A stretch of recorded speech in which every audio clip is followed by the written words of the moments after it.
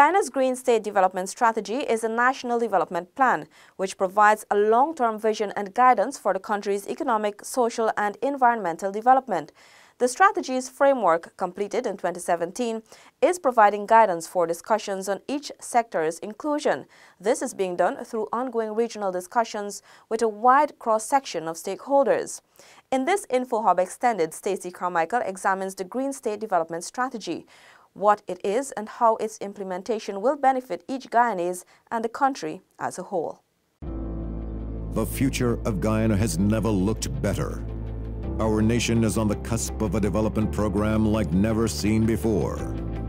While Guyana is now emerging as an energy giant through the discovery of massive reserves of oil and natural gas, it is your government's intention that the huge benefits emerging from this will go where it matters most, to you, the people of this beloved country. There is a surge of confidence in the way Guyana is governed once again, and the level of investor interest is unprecedented. Guyana is poised to become the breadbasket of the region, and the pace at which this nation will grow through prudent fiscal management will be nothing short of impressive. But more than anything else will be the way every Guyanese, regardless of color, class, or creed, becomes a part of this historic period of national transformation, sharing in the wealth and well-being of it all as one Guyana. The Green State Development Strategy, or GSDS, will guide Guyana's economic and socio-cultural development over the next 15 years. President David Granger's brainchild, it will lay the foundation for inclusive green economic and social growth. It will also provide a roadmap for achieving the long-term vision for a wealthy and equitable future. The Department of Environment, officially launched by President Granger on March 1, 2017, is charged to ensure Guyana achieves the objectives of a green state in the shortest possible time. The department is tasked with the development of a plan of action to ensure the achievement of the green agenda. It will ensure that all the agencies concerned with the environment and sustainable energy generation play their part in Guyana's transition towards a green state. The Department of the Environment is meant to end the ad hocery which used to characterize environmental and sustainable energy sectors. We had a number of agencies without the means or mechanisms to work together, what you call this silo mentality. But by bringing them under one umbrella, we can be better assured of collaboration and cooperation. The president, pushing a green agenda since his assumption to office, said Guyana needs a strong, permanent institution to conserve, protect, and sustainably manage its resources. We need a strong, permanent institution to conserve and protect and sustainably manage our biodiversity, our patrimony. Our country possesses a powerful resource which, if it is efficiently managed, requires national cooperation, national collaboration, and national coordination of our efforts. The Department of the Environment was established as a separate entity to keep abreast with current global environmental conventions and regional and national practices. It is meant to protect our nation's role and our nation's place within the Guyana Shield. The GSDS is expected to build greater economic strength by diversifying production and reducing the country's dependence on fossil fuels and generating renewable energy from a number of sources: biomass, hydro, solar and wind, and emphasize low-carbon manufacturing. President Granger. The Green State Development Strategy is intended to impact on the livelihood of every citizen in our country by allowing for the protection of our biodiversity and the promotion of ecotourism and eco-education, by allowing for the promotion of energy generation from renewable sources and the introduction of low-emission, low-carbon manufacturing, and by the preservation of our wetlands, our waterways, and our lakes, and by the extension of the protected area system into every one of our 10 regions. Importantly, the GSDS is expected to add value to production through cleaner, cheaper, and renewable energy generation. It will propose plans to move closer towards the goal of full renewable energy by the year 2025, thereby reducing our exposure to the volatilities of oil markets. The Green State Development Strategy is expected to define the purpose, principles, policies, and processes which will guide our path towards becoming a green state. A better understanding of the need for a strategy requires an explanation or an appreciation of the rationale behind the green state. Ladies and gentlemen, as you know, Guyana's economy has been dependent for far too long on what I call the Six Sisters: bauxite, fisheries, gold, rice, sugar, and timber. These have served us well, and we hope will continue to serve us. But some of them are aged and ailing, and we need to diversify. The Green State will pursue the sustainable management of our natural resources. It will ensure that these resources will be developed in such a manner that will not result in resource exhaustion or extinction. The economy needs to be rebalanced by reducing poverty and by promoting greater equality, not only between classes, but between the coastland and the hinterland, between urban and rural areas. There's no doubt that Guyana is rich in natural resources. These resources are our national patrimony. They must be developed for the benefit of this and all future generations. Head Department of Environment, NDB Schweers, explained what the GSDS entails and how the department is working with stakeholders to achieve the strategy's objectives. The Green State Development Strategy, or as we fondly call it, the GSDS, is really the vision of the government for the long-term development of the country along a pathway that is low carbon, along a pathway that will ensure that we utilize our natural resources in a sustainable way, along a pathway that will ensure the well-being of all Guyanese.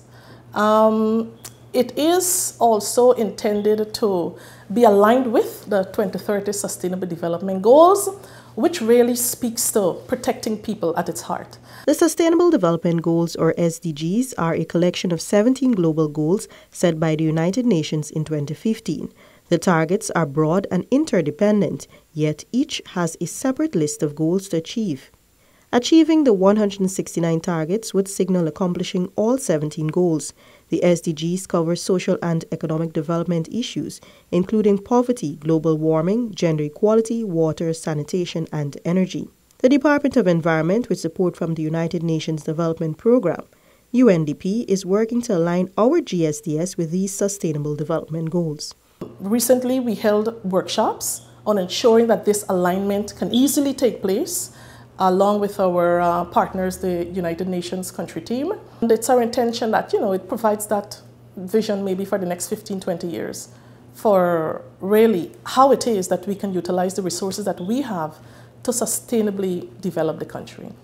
Speaking following a workshop dubbed Aligning the Sustainable Development Goals in the Green State Development Strategy on multidimensional approaches for the 2030 Agenda, Schweers said government's plan is to use the GSDS as a vehicle to integrate the SDGs.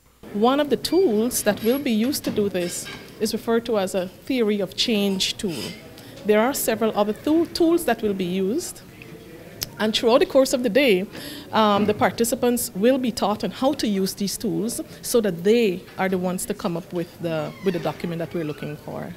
The workshop is a 2-day exercise, and it is our expectation that on completion of the workshop, the participants will go back to their various thematic groups.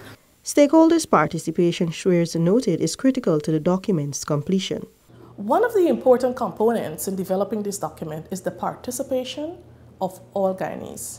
We have already started this process to ensure that every person has an opportunity to say what it is that they would like to see reflected in the strategy.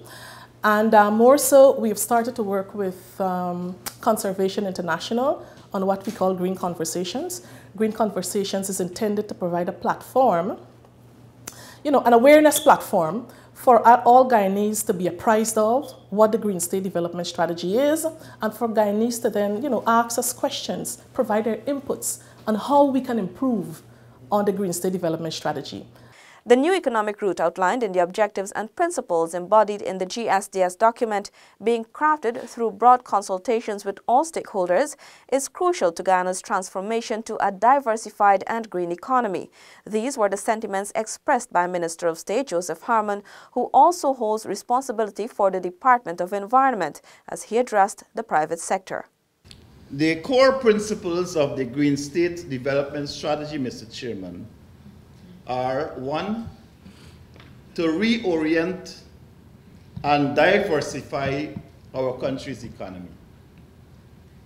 2, to reduce our reliance on traditional sectors and to open up new sustainable income and investment opportunities through value-added endeavors and high-growth sectors. The strategy will set the foundation for inclusive green economic and social growth, create the framework for achieving the Sustainable Development Goals and related targets, and provide the basis for a prosperous and secure future for all Guyanese. The pursuit of this objective, the State Minister underscored, is an innovative one. However, this cannot be the sole responsibility of the government, but that of every citizen, including the private sector. The framework document of the Green State Development Strategy shares the same spirit of the 2030 Agenda for Sustainable Development and serves as a tripod platform for economic, social, and environmental safeguards. These safeguards, during the development of the GSDS, are to ensure a sustainable and fair transition to inclusive green growth and a better quality of life for all Guyanese. 7 central themes are identical with considerable potential to contribute to the transition to a green state. Roundabouts. Approaching a roundabout. When you approach a roundabout, you must use your indicator if you intend to turn left or right or make a U-turn at the roundabout. You must give other road users sufficient notice of your intent to turn. Entering a roundabout. When entering a roundabout, you must slow or stop to give way to any vehicle already in the roundabout. You must also continue to use your indicators if you intend to turn left or right or make a U-turn. Turning left. When turning left, you must indicate left on approach and be travelling in the left-hand lane unless there are road markings with other instructions. Stay in the left lane and exit in the left lane. Turning right. When turning right, you must indicate right on approach and be travelling in the right-hand lane unless there are road markings with other instructions. Making a U-turn. When using a roundabout to make a U-turn, you must approach in the right lane and signal right.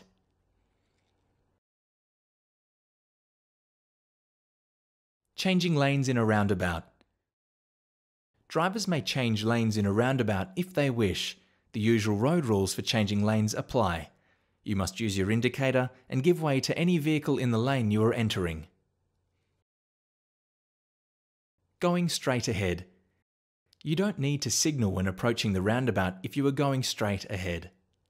You may approach the roundabout from either the left or right lane unless there are road markings with other instructions. Exiting a roundabout. As when you exit a road, you must signal left when leaving a roundabout, if it is practical to do so, and you should stop indicating as soon as you have exited the roundabout. However, when you are travelling straight ahead on a small single-lane roundabout, it may be impractical to indicate when exiting.